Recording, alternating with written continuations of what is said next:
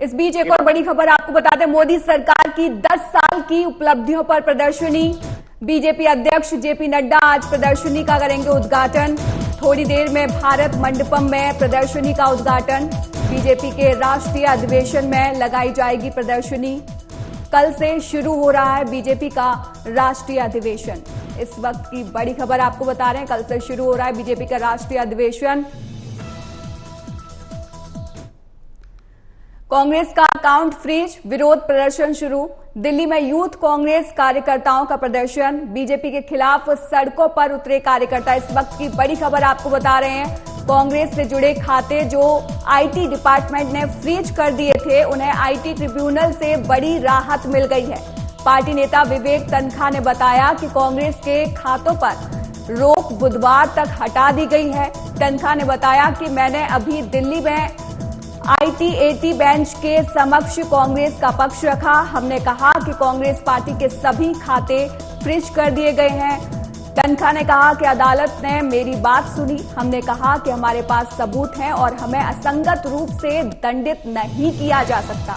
तनखा ने कहा कि हम पर 115 करोड़ रुपए का टैक्स कैसे बनता है, इस पर हम गुण दोष के आधार पर बहस करना चाहते हैं। उन्होंने कहा कि कोर्ट ने सुनवाई के बाद हमें राहत दी और अब कांग्रेस पार्टी बैंक अकाउंट का इस्तेमाल कर सकती है। अगली सुनवाई बुधवार को होगी। बता दें कि इससे पहले पार्टी के सीनियर नेता अजय माकन ने दावा किया था कि ना ही कर्मचारियों की सैलरी निकाल पा रहे हैं और ना बिलों का भुगतान कर पा रहे हैं।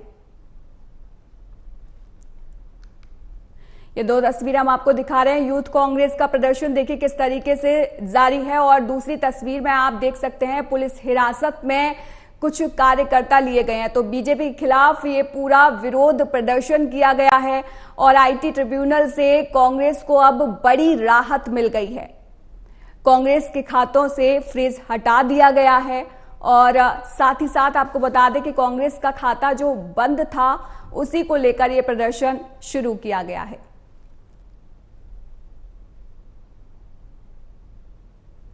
तो ये दो तस्वीरें स्क्रीन पर लगातार दिखा रहे थे हम आपको और अब ग्राफिक्स के माध्यम से समझने की कोशिश करते हैं क्या कुछ पूरा मामला है। आईटी ट्रिब्यूनल से कांग्रेस को बड़ी राहत मिली है। कांग्रेस के अकाउंट से फ्रीज हटा दिया गया है और साथ ही साथ आपको बता दें कि कांग्रेस के मामले में आईटी ट्रिब्यूनल में बुधवार को फिर से सुनवाई की गई।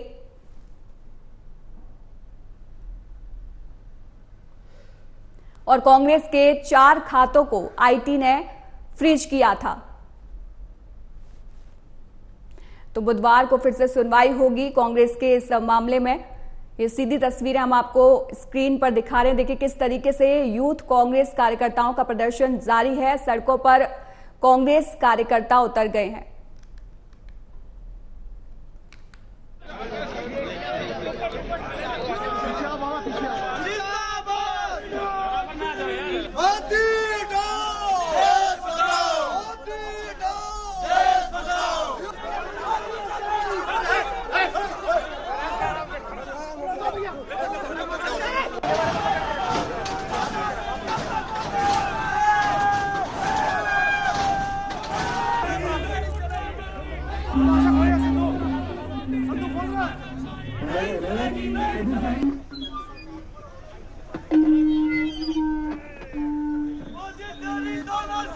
ये बैरिकेड पे चढ़ो और नीचे हो जाओ।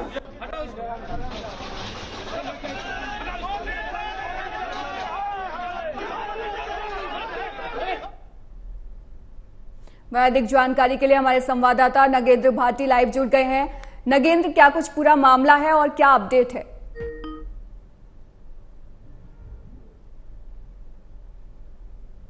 नगेंद्र, आपको मेरी आवाज आ रही है? जा रही है जी नगेंद्र, क्या कुछ पूरा मामला है ये और क्या अपडेट है? कांग्रेस ने अब प्रदर्शन शुरू कर दिया है। कार्यकर्ता बहुत ही गुस्से में नजर आ रहे हैं और उनका कहना है कि मोदी हटाओ और देश बचाओ जैसे नारे भी लगाए जा रहे हैं। क्या कुछ अपडेट है इस पर? देखिए भारती, पूरा जो मामला है वो कांग्रेस ने खुद प्रेस कॉन्फ्रेंस करके बताया है। जो पार्टी के राष्ट्रीय कोषाध्यक्ष हैं अजय माकन, उनकी तरफ से सुबह प्रेस कॉन्फ्रेंस की गई थी और उसमें उन्होंने कहा है कि पिछले 2 दिन तक जो हमने चेक काटे हुए थे, चाहे वो सैलरी को लेकर थे या कहीं भी कोई उनकी तरफ से चेक दिए गए हैं, वो बैंक में नहीं क्लियर हो रहे थे, जिसको लेकर जब जांच की गई तो उसमें पता चला कि कांग्रेस और यूथ कांग्रेस दोनों के ही जो अकाउंट है वो सीज कर दिए गए हैं, अकाउंट फ्रीज कर दिए गए हैं, जिसको लेकर जब कांग्रेस की तरफ से पूछताछ की गई बैंक में तो उसमें बताया गया कि आईटी की तरफ से ये आदेश आए हैं कि कांग्रेस और जो यूथ कांग्रेस है दोनों के ही जो अकाउंट है वो फ्रीज कर दिए गए हैं। फिर कांग्रेस ने अब जो कॉन्फ्रेंस की थी सुबह अजय माकन की तरफ से, उसमें बताया गया था कि ये सारा मामला 2018 और 19 का था, जिसमें कि जो आईटी रिटर्न होता है उसको भरने में 40 से 45 दिन डिले कांग्रेस की तरफ से हो गया था, जो कि लगभग 14 लाख रुपए के आसपास था। उसी को लेकर अब रिकवरी का नोटिस दिया गया है 210 करोड़ रुपए का। ये कॉन्फ्रेंस में बताई गई थी सारी बातें, लेकिन उसके 2 घंटे बाद फिर अजय माकन की तरफ से ट्वीट किया गया और उसमें यह बताया गया है कि वो आईटी अपीलीट ट्रिब्यूनल में गए थे, जहां सुनवाई के दौरान उन्हें राहत दी गई है कि जो सुनवाई है वो बुधवार को होगी, तब तक के लिए जो अकाउंट है उसमें आप लेन देन कर सकते हैं। लेकिन उसमें भी सबसे बड़ी समस्या ये है कि जो लिमिट दी गई है बैंक की तरफ से वो ये है कि 115 करोड़ मिनिमम अकाउंट में रहने चाहिए। अब कांग्रेस ये कह रही है कि उनके पास तो इससे भी बहुत ज्यादा कम बैलेंस है, यानी सिर्फ 25 करोड़ रुपए कांग्रेस के खाते में है, जो कि वो निकाल नहीं सकती है राहत मिलने के बाद भी, क्योंकि ट्रिब्यूनल की तरफ से कहा गया है कि 115 करोड़ रुपए से ऊपर की जो राशि है वो आप निकाल सकते हैं। तो इसको लेकर अभी जो सुनवाई है वो बुधवार को होनी है, लेकिन कांग्रेस की तरफ से लगातार इस पर आरोप लगाए जा रहे हैं कि जहां बीजेपी एक राष्ट्र एक चुनाव करने की बात करती थी, वहीं अब ऐसा लगता है कि वो एक पार्टी सिस्टम की तरफ बढ़ रही है। ठीक है नगेंद्र, धन्यवाद तमाम अपडेट के लिए।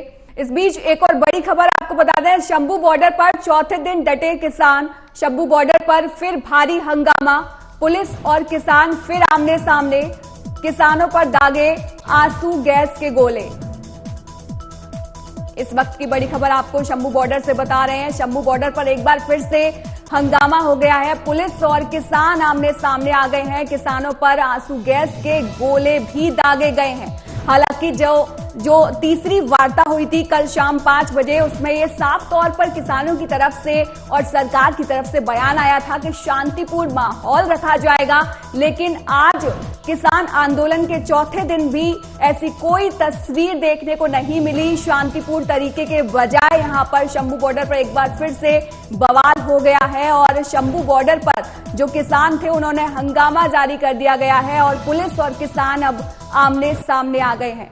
ये तस्वीर हम आपको सीधे शंभू बॉर्डर से दिखा रहे हैं। देखिए किस तरीके से एक बार फिर से शंभू बॉर्डर पर हंगामा हो गया है और शंभू बॉर्डर ऐसा बॉर्डर है जहां पर शुरुआत से ही जो हालात हैं वो बिगड़े हुए नजर आए थे। सबसे पहले जब सारे बॉर्डर्स को कवर करने की बात आई, सील करने की बात आई, तो शंभू बॉर्डर एक ऐसा बॉर्डर था जहां पर बवाल हुआ।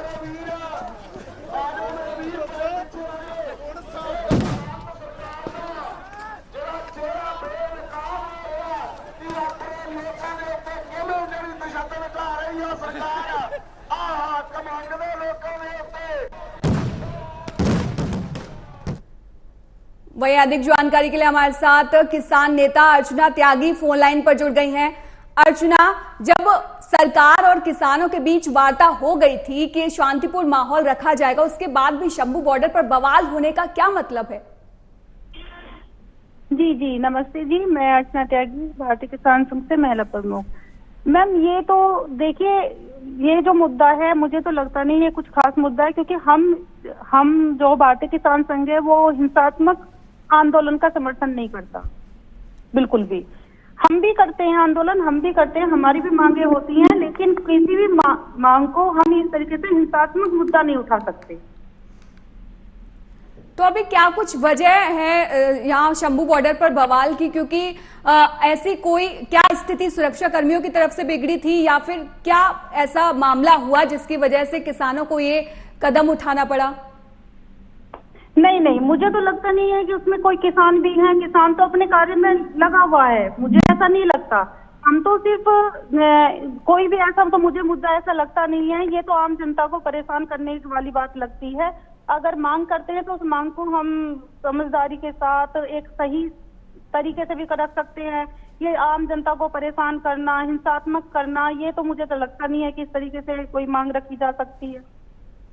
धन्यवाद अर्चना तमाम जानकारी के लिए, हमसे जुड़ने के लिए।